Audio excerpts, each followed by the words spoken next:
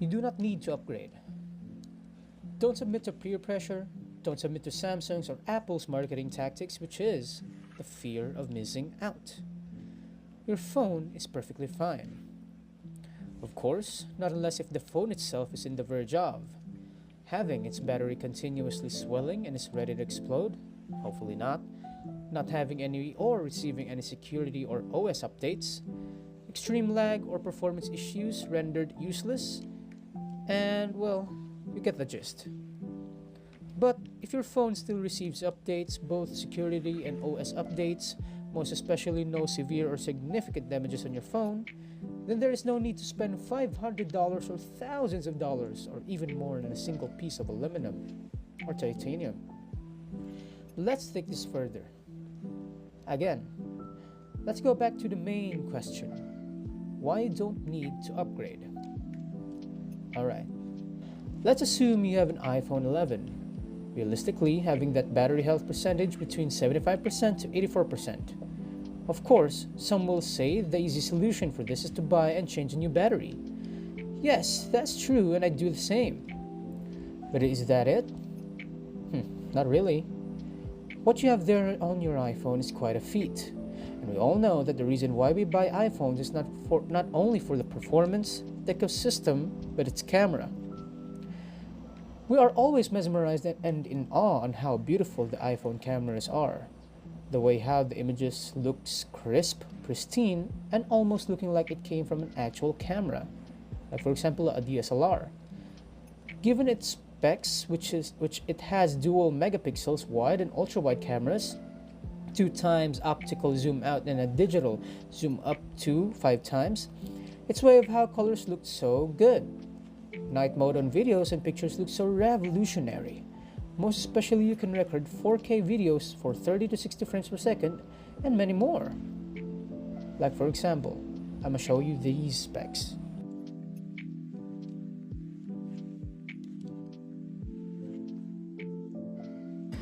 These specs create great outcome, which, if we were to compare the qualities of the images from the iPhone 11 to newer iPhone models, of course there will be a difference, but not so monumental. In technicality, it may even seem unnoticeable at times. The result will still give you a great photo and undeniably a great camera. Great for photography and videography. Now, the iPhone 11 has an A13 Bionic chip, A14 for the iPhone 12, A15 for the iPhone 14, and so on. Now, since we are in the latest iPhone A series chip, which is the A19 Bionic chip, you may think that the older models have the slowest or sluggish or even weak chips, right? Not entirely. Because let's go back to the iPhone 11 and its A13 Bionic chip. The A13 is somehow still capable in terms of mid to almost heavy usage. Still suitable for daily tasks, for work, social media, casual to extreme gaming. For the extreme gaming part, that is if you have your charger attached to it, because games these days are getting more greater and heavier in terms of hardware and system requirements.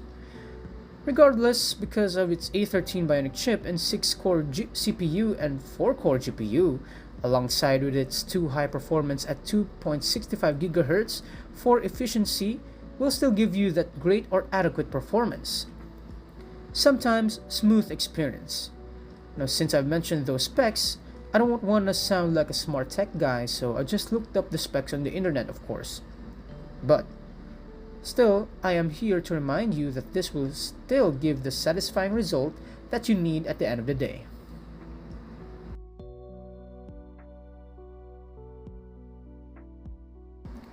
But of course, every great and reliable thing will always have its caveats. Caveats consist of battery life not lasting you a day or sometimes half a day. Screen display at 60Hz instead of the new 120Hz, making it feel like the phone itself is sluggish at all times.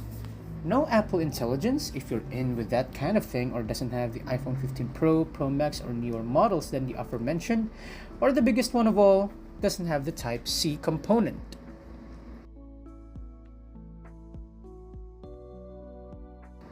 Despite those caveats, the phone will still deliver what the consumer asks and is still a capable and very reliable phone, no matter how light or heavy you use it. Here's the truth, an undeniable hard to swallow truth. Most people, and again most, but not all, upgrade to the newer and latest models due to having the fear of missing out on the phone itself or the specs that is based on, when in reality, the changes of the specs are almost not so monumental or groundbreaking. Instead, the changes were only almost minimal.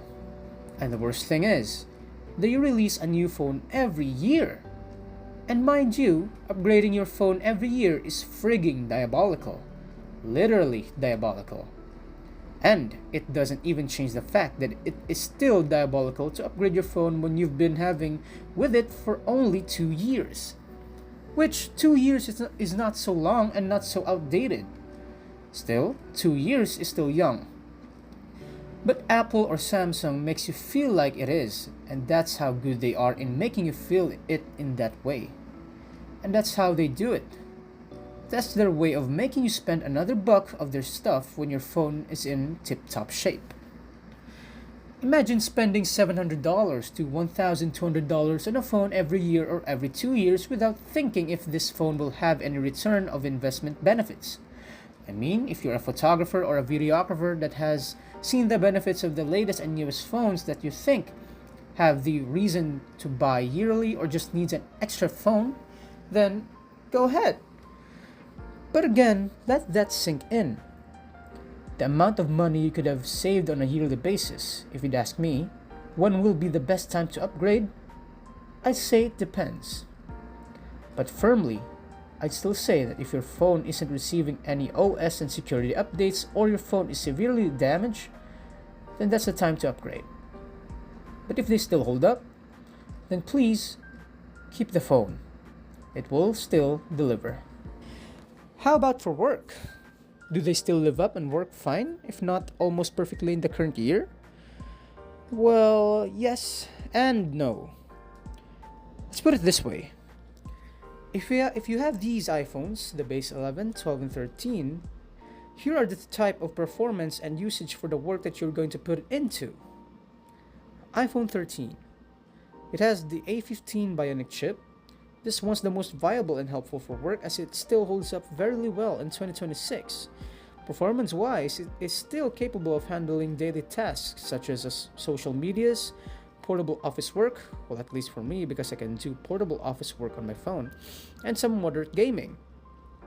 Of course, you can use your iPhone 13 to the brim, meaning heavy usage can be fine such as editing on heavy editing apps, record videos with 4K, but despite the stuttering that you'll be facing onwards, it will still get the job done. iPhone 12 has A14 Bionic chip.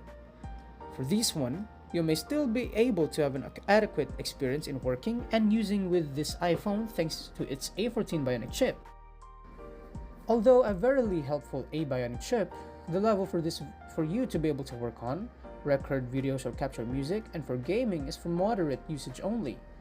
Intensive gaming and video editing may result in heat and battery drain. For iPhone 11, it has the A13 Bionic chip.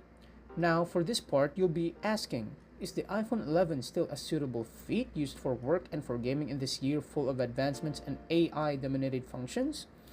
Well, for work or any kind of usage, admittingly, it is still viable and great for work, such as using and operating documents, multitasking such as calls and social media work. But of course, the iPhone 11 is now considered to be used only light to mid-only usage, meaning to say, using it way beyond can lead to having temperature rises and showing signs of lag. So in hindsight, the iPhone 11 can still be doable, but in light to mid-use only. Now we got that out of the way, what I have with me here is my iPhone 15 Pro, which I have bought this month. I bought it at a cheaper price because it had a 78% battery life, so I just bought a new battery for it and had it replaced. All my life I've been an Android user, but of course I decided that I will give Apple or iOS a try, which I have both the Samsung S23 Ultra and now the iPhone 15 Pro. and I will not upgrade both of my phones until both will not receive any OS and security upgrades or updates, or until they've somehow become obliterated. Again, just a reminder, upgrade only if it is highly necessary. Don't spend too much, alright? And, well, since we're here at the end of the video, I guess I will see you into the next video. Goodbye.